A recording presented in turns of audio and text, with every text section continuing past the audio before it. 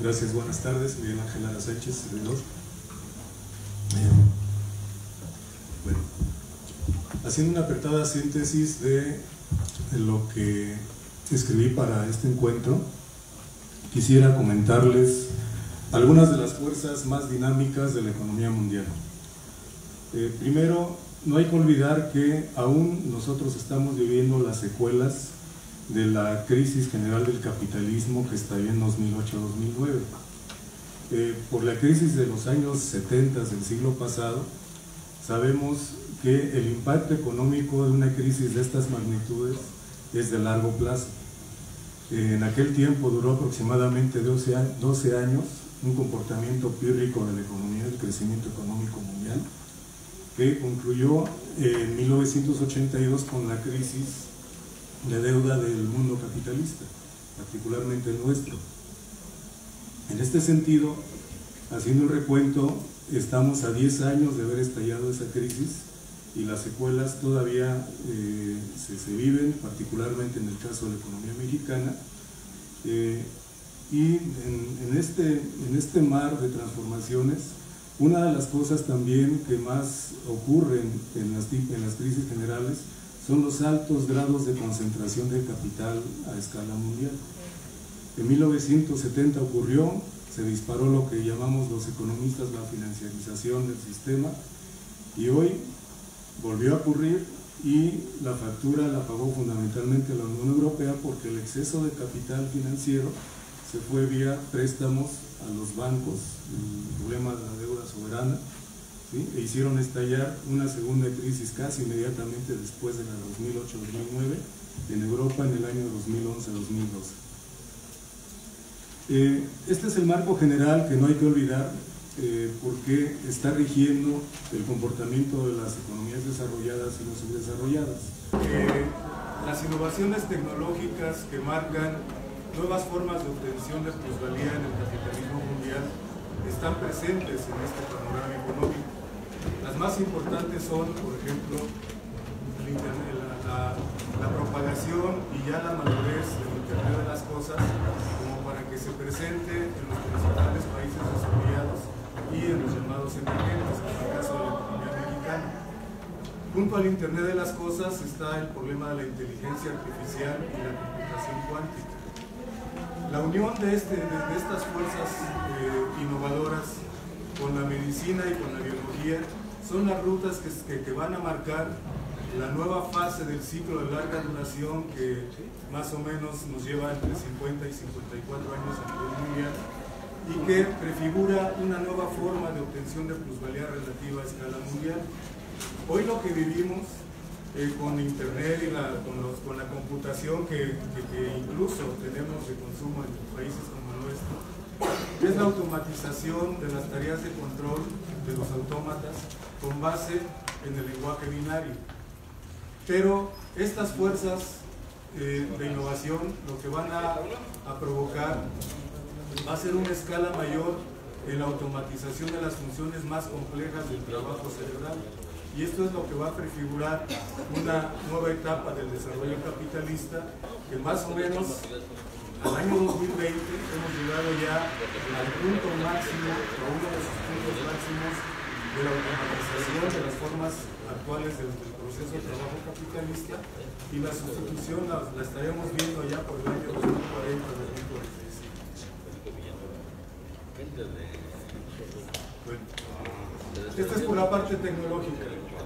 El otro aspecto que también conviene retomar dentro del análisis económico mundial es que nosotros estamos observando un mayor crecimiento de la magnitud del capital financiero a escala mundial con respecto al capital productivo.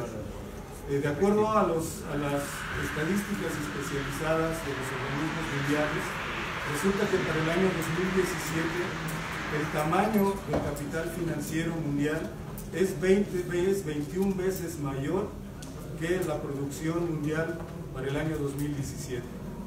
O sea, tener un exceso de capital financiero y dentro de él una gran cantidad de capital ficticio, ¿sí? Se convierte en una presión tremenda sobre la esfera de la producción a nivel mundial. Y esto lo que hace es acentuar el carácter de las crisis, acentuar los efectos económicos y sociales sobre las clases trabajadoras a nivel mundial, pero también acortar los ciclos de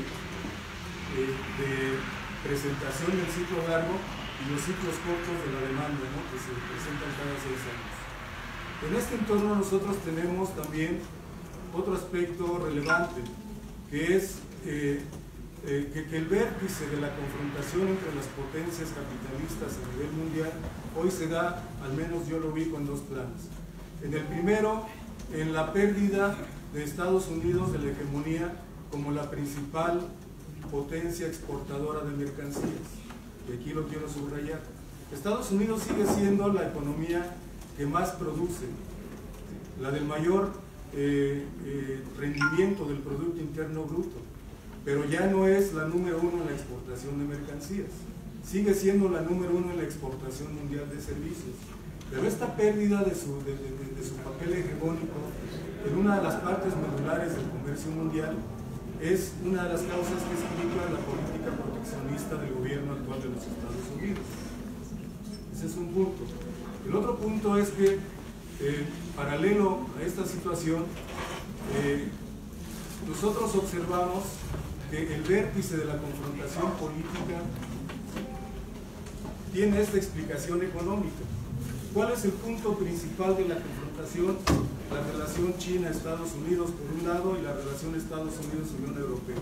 Esto por lo siguiente: en la actualidad también hay algo nuevo que nosotros no teníamos tan maduro o tan madurado en los años 70. Hoy la economía mundial se ha desarrollado con base en bloques económicos. Todo el planeta, con excepción de Medio Oriente, está agrupado en bloques económicos. A Medio Oriente, pues la razón es las riquezas tan grandes que tiene todavía el petróleo y energía en general. Bueno, pero salvo Medio Oriente, todas las demás potencias y los espacios económicos están organizados en torno a bloques. La mayor parte de ellos tiene como característica fundamental que se está produciendo un proceso de integración en los bloques económicos, con excepción de Estados Unidos. Estados Unidos es la potencia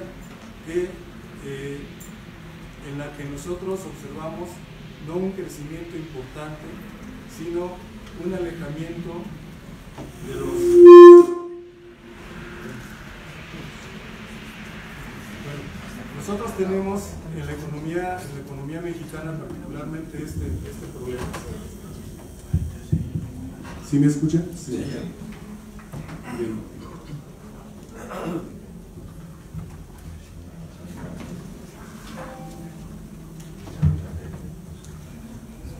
Como país, Estados Unidos es el principal productor de mercancías, pero como bloque económico, hoy es el tercer bloque a nivel mundial.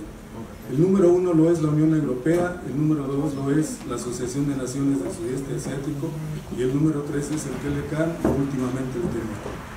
¿Esto qué supone? Esto supone una pérdida mayor de hegemonía por parte de Estados Unidos a nivel bloque económico, ¿sí? Lo cual está combinado con otro tipo de fenómenos como esto de la concentración de la riqueza y de los proyectos de desarrollo económico de lo que se ha llamado denominar la nueva ruta de la seda. La nueva ruta de la seda es el proyecto de Estados Unidos más importante porque tiene como propósito China y la Federación Rusa. Estas dos naciones lo que se han propuesto es un proyecto a gran escala, un proyecto de carácter planetario que tiene como propósito la combinación de los flujos de capitales en 4 de los 5 continentes. En la nueva ruta de la seda impulsada por China y la Federación Rusa, lo que nosotros encontramos es, por primera vez en la historia del capitalismo, un proyecto económico que tiene como marco no una región o un continente, sino el planeta todo. Le llaman algunos el cinturón económico, pero es esto con el propósito de destacar que es la primera ocasión que las oligarquías a nivel mundial logran ponerse de acuerdo en el desarrollo a escala planetaria de un proyecto tan importante como este, que se juzga por parte de los economistas e historiadores como el proyecto más importante del desarrollo capitalista en el siglo XXI. Bueno, en ese sentido, acercándonos a la parte de la relación México-Estados Unidos, es obvio que la renegociación del TEMEC ha puesto a la economía mexicana en una condición débil, producto fundamentalmente de la orientación de las políticas del TEMEC en la economía mexicana. En otro orden de ideas, y pues ya por obvio del tiempo, quisiera comentarles lo siguiente. En la economía mexicana nosotros encontramos una gran concentración de la riqueza que se puede explicar de esta forma. Nosotros en la economía mexicana tenemos el 0.096% de los establecimientos que se puede caracterizar como los más dinámicos en la actualidad, los más dinámicos desde el punto de vista económico.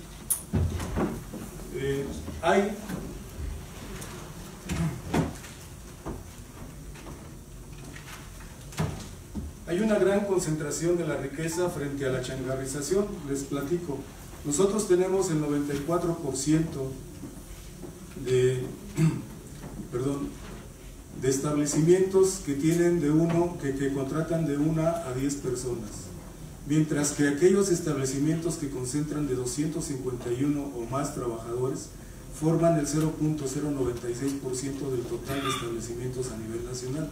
Esto nos está indicando que hay una profunda concentración del capital en este 0.9% de la economía mexicana, frente al 94% de la población profundamente precarizada, ¿sí? Y que en términos de clases más o menos lo planteó en estos términos.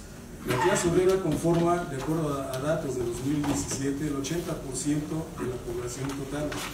La pequeña burguesía el 15%, la burguesía el 4.8% y la oligarquía el 0.096%. De estas clases, tomando incluso también el mismo año 2017, el excedente se mueve en estos términos. En sueldos y salarios, que van fundamentalmente a las clases trabajadoras, se destina el 23%. En plusvalía, para el año 2017 se concentró el 66%, entendiéndolo como el excedente bruto de operación que marca el INEGI. Y el Estado absorbe vía impuestos el 7% del total producido. En ese sentido, nosotros tenemos una gran polarización de la distribución de la riqueza, porque este 23%, que significa casi 80 millones de mexicanos en la actualidad, sobrevive con 126.50 centavos al día, mientras que el conjunto de las clases sociales que son dueñas de medios de producción se lleva el 66% aproximadamente. El excedente bruto de operación a nivel nacional tiene estos márgenes, y en este sentido también conviene platicarles el peso que tiene el Estado mexicano en el consumo de la riqueza producida. Para datos del 2017, el Estado, vía impuestos y recaudación en general, se lleva el 7% de la riqueza total producida. ¿Esto es poco o es mucho? Es mucho, porque que de cada peso 7 centavos se vayan a la administración pública vía impuestos es una cantidad importante, sobre todo tomando en cuenta las escalas de precariedad y los grados de concentración del capital en manos de la oligarquía, que pues aquí tiene números contantes y sonantes, son el 0.96% de los establecimientos. Ahora, por último, quisiera dejarles algunos datos que espero puedan ayudar al debate. El ejército de reserva lo dimensiona en el 76% de la fuerza laboral de nuestro país. Es un porcentaje altísimo, que el ejército de reserva sea el 76%. Este 76% está compuesto de los desempleados y de los subempleados, pero vean lo patético del crecimiento del Ejército de Reserva en nuestro país. La pauperización la podemos ubicar en el 94%, que vive con hasta 2 salarios mínimos. El trabajo mayoritario de los servicios, el trabajo doméstico en México suma 2.3 millones y equivale al 4.4% de la población con empleo. La mayoría del trabajo en México es trabajo simple. Más del 60% de los trabajadores que tienen empleo formal e informal son trabajo simple. A diferencia de lo que ocurre en otros países europeos, por ejemplo, si nosotros consideramos el tipo de servicios que se utilizan de manera mayoritaria en las economías desarrolladas, veremos que son los servicios financieros, los servicios que están asociados con las telecomunicaciones, los que ocupan los mayores volúmenes de fuerzas de trabajo. Y en este sentido, sin duda podemos afirmar que en los países desarrollados, aunque el trabajo de servicios es mayoritario, sin embargo son servicios de mediana o alta calificación. Pero en el caso de países como el nuestro, de países que están bastante castigados por su desarrollo, los servicios son mayoritariamente de trabajo simple y precarizado. También en este sentido conviene destacar que el trabajo infantil está conformado por 2.3 millones de niños, y el lumpenproletariado, que son, algunos les llaman los desclasados, la gente que vive de la mendicidad y el robo, da como resultado, de acuerdo a la información propia del INEGI, 3.9 millones de personas en el país para el año 2017, que equivalen al 3.18% de la población total. Ahora, estos datos son alarmantes porque son el reflejo de la continuación de las políticas neoliberales. Les subrayo los años porque esta información que les brindo en estos momentos es antes del 1 de julio de 2018. Es un vivo retrato de cómo nos dejaron la economía nacional, las políticas neoliberales después de 36 años. Y que tengamos, por ejemplo, casi 4 millones de personas que viven de la mendicidad y el robo, es una de las notas más preocupantes para el caso de México. De la misma manera que si consideramos que el 76% de la fuerza laboral se encuentra formando parte del Ejército de Reserva. En este sentido, yo quisiera concluir con algunas reflexiones respecto a la conducción económica y la situación del país. Miren, en México la mayor parte de las empresas producen para el consumo diario, o sea, se produce para el día a día, y esto no es lo más relevante que digamos. Lo más importante es un país o es una nación que se desarrolla con base en cuantiosas inversiones de capital fijo. El núcleo motor de la acumulación de capital en cualquier país es el capital fijo, lo que algunos denominan la maquinaria, el equipo y las instalaciones. Pero también hay que agregar a estos aspectos fundamentales las telecomunicaciones. ¿Sí? Toda la infraestructura de telecomunicaciones es parte de la formación de capital fijo en un país. Ahora, si nosotros queremos medir de manera rigurosa el desarrollo económico de un país, tenemos que atender no al Producto Interno Bruto, sino a las escalas que se producen en el desarrollo o en el crecimiento del capital fijo. Y en el caso de México es patético en estos gobiernos neoliberales, porque de una investigación que hice de 1992 a 2017, el promedio de crecimiento del capital fijo es del 0.56%. O sea, casi es crecimiento cero. Estamos en un virtual estancamiento. Ahora, y de este capital fijo, las ramas económicas más importantes y aquellas que nos permiten conectarnos con las nuevas líneas del desarrollo de la plusvalía relativa que viene en los próximos 10 o 20 años, son tres fundamentalmente: la industria espacial, la industria productora de computadoras y de circuitos integrados, ¿sí?, y las telecomunicaciones. En ese sentido, habrá que tener un análisis minucioso en las propuestas del gobierno federal, en los presupuestos de cada año, porque yo entiendo que es fundamental y es una cosa que tenemos que acompañar e impulsar al gobierno de la 4T, el desarrollo del mercado interno. El mercado interno es fundamental también para hacer que un país despegue en términos de desarrollo, así como la eliminación de de lo que es la corrupción y la impunidad, porque eso se lleva en los cálculos mínimos por lo menos el 8% de los costos totales de producción del capital en México, o en una cuantificación mucho menos moderada, hasta el 15 o el 17% de los costos totales. Estas son dos de las fuerzas que está impulsando la 4T, y simplemente yo quisiera llamar la atención. Desarrollar el mercado interno es una tarea descomunal, es una tarea gigantesca que tenemos que acompañar con todas nuestras fuerzas, porque implica el rescate del campo, del agro en México, implica también la recomposición del poder adquisitivo de las clases trabajadoras para que no estemos en esta condición de precarización. Pero también junto a estas dos grandes fuerzas que se están impulsando en la 4T, deberíamos también proponer e impulsar que las inversiones fundamentales de capital toquen estas tres ramas fundamentales, ¿sí? Porque sin ellas México se va a quedar muy rezagado de las nuevas fuerzas de la acumulación de capital a escala mundial. Y en la parte así muy concretita, yo quisiera proponerles que una de las guías también que debe auxiliarnos en la política general y en la política práctica al conjunto de las fuerzas de izquierda es el impulso del trabajo asociado en todos los niveles.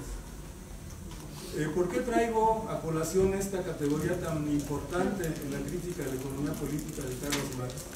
Porque frente al trabajo asalariado, en los escritos ya maduros, ¿sí? de la producción literaria de Marx y de Engels, ¿sí? brotó esta categoría, si no mal recuerdo, en los borradores del Capital en los Grundrisse, como una alternativa al trabajo asalariado, pero no como el impulso de esta nueva forma del trabajo, una vez conquistado el poder político y económico en todos los niveles, sino desde la propia resistencia en los espacios capitalistas, desde las propias formaciones sociales capitalistas debemos impulsar el trabajo asociado, que en los hechos se traduce, por ejemplo, en formas de poder del movimiento social, en formas de conducción de la política y de la economía de la clase, en manos de la clase obrera en el terreno de la producción, y del trabajo asociado en general en la sociedad. ¿Esto qué supone? Por ejemplo, el impulso del cooperativismo a todos los niveles.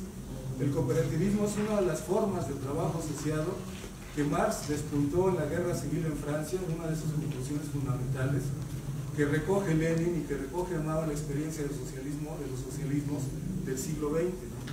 Entonces, en ese sentido, por eso convendría rescatar y desarrollar en términos político-prácticos cuál sería la forma en la cual el trabajo asociado en el México del año 2020 pudiera concretarse con el propósito de desarrollar los poderes económicos y políticos de las clases trabajadoras.